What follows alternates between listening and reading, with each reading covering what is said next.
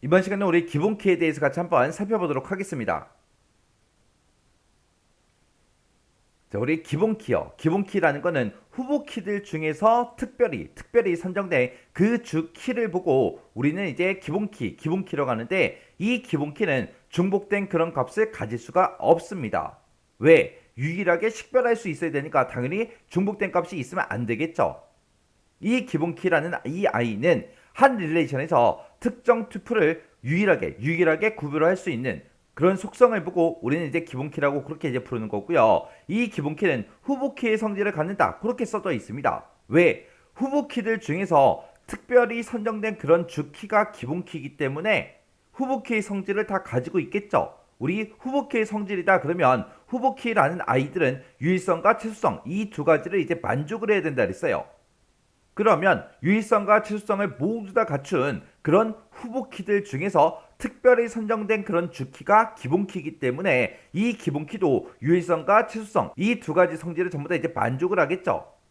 해서 유일성과 최소성을 전부 다 이제 만족을 하면서 튜플을 식별하기 위해서 반드시 필요한 그 키를 보고 우리는 이제 기본키라고 그렇게 부르는 거예요. 그때 기본키는 이제 널 값을 가질 수 없다라고 했는데, 여기서 이제 널 값이라는 말이 나왔습니다. 널 값이라는 거는 값이 이제 비어 있는 걸 보고 얘기해요. 그래서 아무것도 입력이 안 되거나 그러면 안 된다고요. 학생이 만약에 100명이 있는데 학번이 만약에 90개밖에 없어요. 10명은 학번이 없다. 그런 거는 있을 수가 없죠. 그리고 사람이 만약에 100명이 있어요. 주는 번호가 90개밖에 없어요. 10명은 주는 번호가 없어요. 그러면 안 된다고요. 그런 식으로 널 값이 있으면 안 됩니다. 비어있는 값이 있으면 안 돼요. 비어있는 값이 만약에 한 개라도 들어있다, 그러면 그거는 이제 기본키가 될 수가 없다고요. 해서 우리 사람들이 여러 가지 이제 속성을 가지고 있을 때 우리 전화번호 있죠? 이 전화번호는 각각의 사람들마다 전부 다 이제 전화번호가 하나씩 전부 다 있을 거예요. 전화기를 가지고 있으면 다 전화번호가 있겠죠? 해서 그 전화번호 가지고도 우리가 사람들을 각각 식별할 수 있습니다. 근데 그거는 이제 후보키가 됐든 기본키가 됐든 그런 걸로는 사용을 못 한다고요. 왜? 전화기 자체가 없는 사람도 있을 거 아니에요.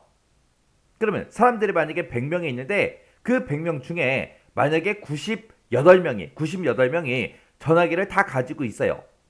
근데 딱 2명이 전화번호가 없어요.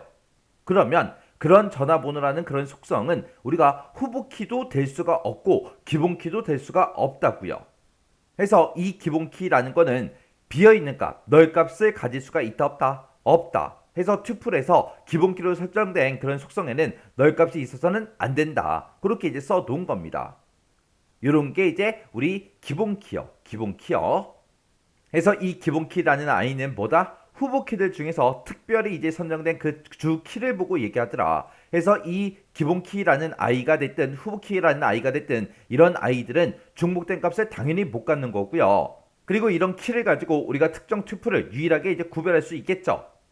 그리고 기본키는 이제 후보키의 성질을 갖습니다. 왜? 여러 개의 후보키들 중에서 특별히 선정된 그 주키가 기본키이기 때문에 이 기본키도 후보키의 성질을 가지고 있어요. 이 후보키의 성질이 유일성과 최소성을 만족한다, 그거였어요. 기본키도 당연히 유일성과 최소성을 전부 다 이제 만족을 해야 되겠죠. 그리고 기본키는 널 값을 가질 수가 있다 없다? 없다. 요 특징 잘 기억하셔야 돼요. 자, 그럼 이제 예시 좀 보자고요. 자, 예시 보니까 이제 학생이라는 그 릴레이션이 있대요. 학생이라는 릴레이션에는 지금처럼 학번이다, 주는 번호다, 성명이다 하고 이렇게 이제 세 가지가 있습니다.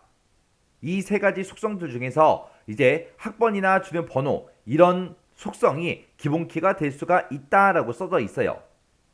만약에 이제 학교에서 쓰는 그런 릴레이션이라면 주민번호보다는 학번을 이제 기본키로 이용하는 게 더 좋겠죠.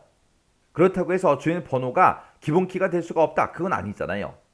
그래서 이 학생 릴레이션에는 학번이 됐든 주민번호가 됐든 이런 것들, 이런 속성이 이제 기본키가 될 수 있는 거고요. 수강이라는 이 릴레이션에서는 학번 플러스 과목명 이렇게 두 가지를 조합해야 기본키가 만들어진다, 그렇게 써져 있어요. 만약에 수강 릴레이션에는 지금 학번이 있고 과목명이 있는데 이 학번을 가지고 이 각각의 데이터를 구분할 수 있어요? 없죠. 여기 보니까 1004가 두 개요. 그리고 학번이 1001인 게 두 개 있습니다. 해서 이 학번을 가지고는 유일하게 식별할 수가 없죠. 그리고 과목명도 보니까 여기 영어 있어요. 여기도 영어 있어요. 여기도 영어 있어요. 이렇게 이제 과목명이 중복적으로 이렇게 들어있죠. 전산도 여기 있고 여기 있고 이렇게 이제 중복된 값이 들어있다고요.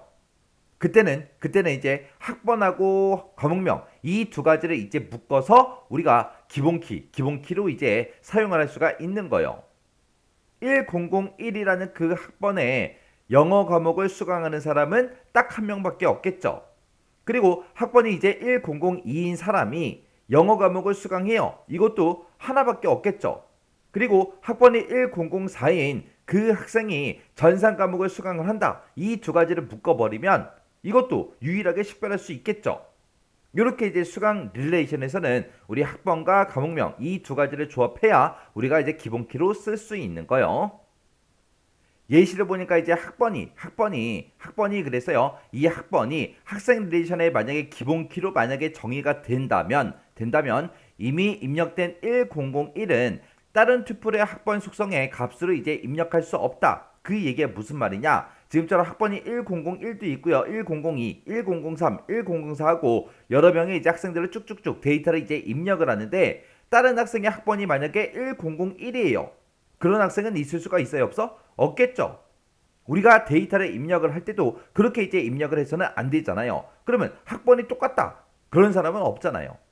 근데 이 수강 릴레이션에서는 학번이 지금처럼 이렇게 이제 중복돼도 상관이 없다고요. 왜? 이 수강이라는 이 릴레이션에서는 학번이 기본키가 아니잖아요. 이 학번이 기본키다. 그거는 학생 릴레이션에서만 해당 사항이 있기 때문에 이 학생 릴레이션에서 학번은 중복된 값을 입력을 할 수 없습니다. 그렇게 이제 학생이라는 그 릴레이션에 학번이라는 게 기본키로 그렇게 정의가 되면 이 기본키라는 아이는 유일하게 데이터를 식별할 수 있어야 되고 중복된 값을 가져서는 안 됩니다. 해서 이미 이곳에 1001이 지금처럼 이렇게 이제 들어있기 때문에 다른 튜플의 학번 그 속성에다가 값으로 1001 그거를 이제 입력할 수 없다. 그렇게 이제 써놓은 거예요. 요런 게 이제 우리 기본키요. 그래서 기본키의 특징 정확하게 여러분들 알고 계셔야 돼요.